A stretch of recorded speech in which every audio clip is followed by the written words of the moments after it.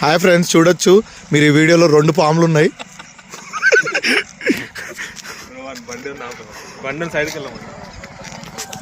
Hi friends, 2 తలాల పాము 2 తలాల పాము. వీడు 10 తలాల పాము.